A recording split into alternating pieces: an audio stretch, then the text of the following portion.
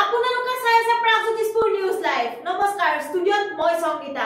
এই মুহূৰ্তত দিবলৈ ওলাইছে এটা ভয়ংকৰ খবৰ। জুবিন গাৰ্গৰ মৃত্যুৰ শ্ৰদ্ধাঞ্জলি দিবলৈ গৈ দুটা নৰপিশাচৰ কামনাৰ বলি হৈ মৃত্যু হ'ল এগৰাকী 8 বছৰীয়া কৰ্মানীৰ।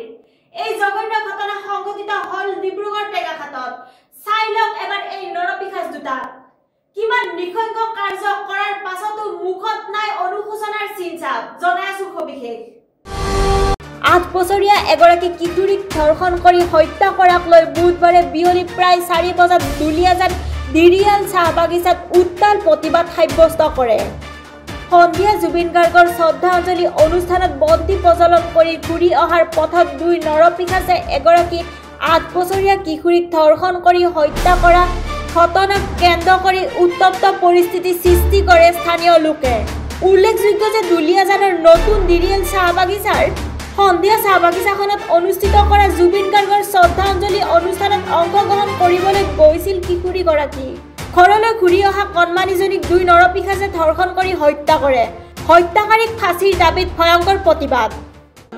আজি দুখ লগা, আজি খুব মৰ্মান্বিত হৈছোঁ আমি এই অকণমানিজনীৰ যিটো ধৰ্ষণ কাৰ্য আজি ঘটনা ঘটি গ'ল 22 তাৰিখে যোৱা আমাৰ যিটো 22 তাৰিখে নিশা 8:30 বজাৰ পৰা তাক বিচাৰি গোটেই গাঁওখনত বিচাৰি পোৱা নাই। প্ৰশাসনৰো ব্যৱস্থা লৈ আছে, প্ৰশাসনকতো জনোৱা হৈছে, কিন্তু আমি বৰ লজ্জাতীত হৈছোঁ যাতে আমাৰ প্ৰশাসনে অতি শীঘ্ৰে আমাৰ দোষী কৰায়ত্ব কৰক আৰু আমি কৰায়ত্ব কৰাজনক আমাৰ ৰাইজৰ আগত অলপ আমি জানিব বিচাৰিছোঁ কোনজন হয়। আমি আমাৰ অসমবাসী বা দিৰিয়াল চাহ বাগিচাই আমি অসম মুখ্যমন্ত্ৰীক আহ্বান কৰিছোঁ যাতে এনেকা আমাৰ যিটো অত্যাজনক ঘটনা যাতে এই ব্যৱস্থাটো হাতত ল'ব লাগে।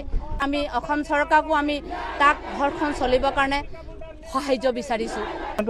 আমি শোক প্ৰকাশ কৰিছোঁ 22 তাৰিখে জুবিন গাৰ্গৰ শ্ৰদ্ধাঞ্জলি অনুষ্ঠানত ভাগ ল'বলৈ আহিছিলে আৰু তাৰ পৰা ঘৰত যেতিয়া ঘূৰি নগ'ল আমি পুলিচক ইনফৰ্ম কৰিলোঁ, কিন্তু সেইদিনা কোনো খা খবৰ নহ'ল। কিন্তু তাৰ নেক্সট দিন 23 তাৰিখে 17 নম্বৰ বাগিচাত তেওঁ ডেড বডিটো পালে আৰু তাৰ পৰা মই অনুমান কৰিছোঁ যে কোনোবা দুষ্কাৰীয়ে তেখেতক বলৎকাৰ কৰি হত্যা কৰিছে।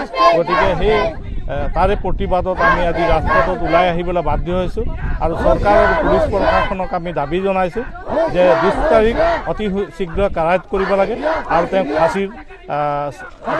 ফাঁচীৰ বিহিব লাগে যাতে বেলেগ কোনোবা মানুহ এনেকুৱা আৰু অন্যায় বা অত্যাচাৰ কৰিবলৈ নাযায় বুলি।